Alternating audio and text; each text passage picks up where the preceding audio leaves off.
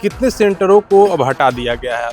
लगभग 25 centre 26 centre पे exam चल रहे थे। बाकी 4-5 सेंटर ऑडिट करके बैकअप में रखे गए थे कि कुछ गड़बड़ियाँ हुई या ये कुछ दिक्कत आया टेक्निकल, तो बैकअप में 4-5 सेंटर रहेंगे, वहाँ एग्ज़ाम होंगे। तो लगभग 25 सेंटर 30 सेंटर बाधित हुए हैं। 5000 स्टाफ जो है बेरोजगार हुए हैं। ये अचानक से टोटल सेंटर को हटा दिया गया है क्योंकि यहाँ व्यवस्था हो गई है। जहाँ भी व्यवस्था नहीं है वहाँ पे कराई जा रही है। अदर स्टेट में, अदर राज्य में प्राइवेट सेंटर लिए जा रहे हैं, लेकिन यहाँ व्यवस्था हो गई है। एक व्यक्ति विशेष के हाथ में सौंपा जा रहा है। कौन व्यक्ति विशेष? ये आशीष मित्तल है। इनको 115 रुपये पर कंप्यूटर मिलता था। 3 शिफ्ट एग्ज़ाम कराते थे हम लोग को। एक कंप्यूटर का 115 रुपये मिलता था।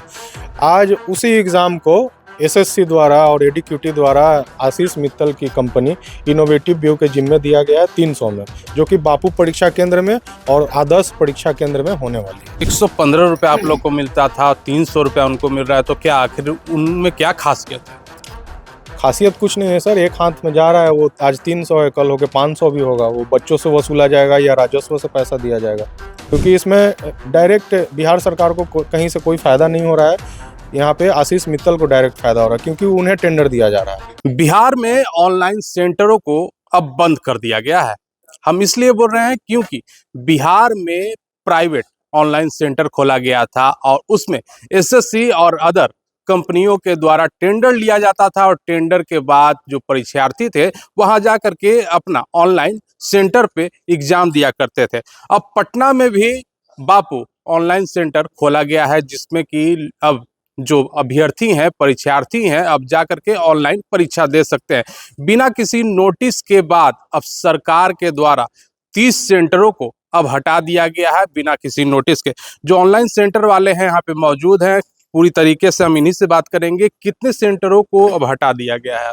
लगभग 25 सेंटर 26 सेंटर पे एग्ज़ाम चल रहे थे। बाकी 4-5 सेंटर ऑडिट करके बैकअप में रखे गए थे कि कुछ गड़बड़ियाँ हुई या ये कुछ दिक्कत आया टेक्निकल, तो बैकअप में 4-5 सेंटर रहेंगे, वहाँ एग्ज़ाम होंगे। तो लगभग 25 सेंटर 30 सेंटर बाधित हुए हैं।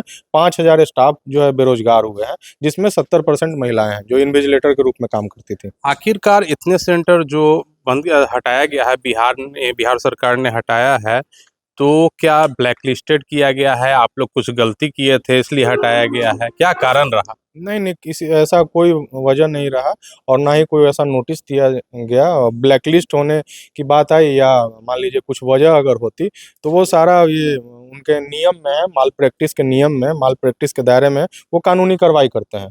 अचानक से कोई सेंटर नहीं हटता है, उन पे माल प्रैक्टिस या कानूनी कार्रवाई की जाती है। ये अचानक से टोटल सेंटर को हटा दिया गया है क्योंकि यहाँ व्यवस्था हो गई है।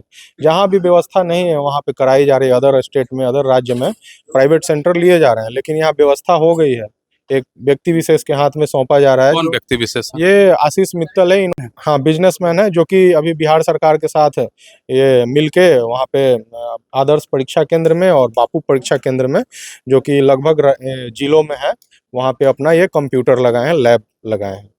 तो उनको ये टेंडर दिया गया है। हाँ, तो आप लोग जो एग्जाम देते थे, तो पर कंप्यूटर आप लोगों को कितना पैसा मिल रहा था? हाँ, ये अहम सवाल है। हम लोग को 115 रुपये पर कंप्यूटर मिलता था। 3 शिफ्ट एग्ज़ाम कराते थे हम लोग को। एक कंप्यूटर का 115 रुपये मिलता था।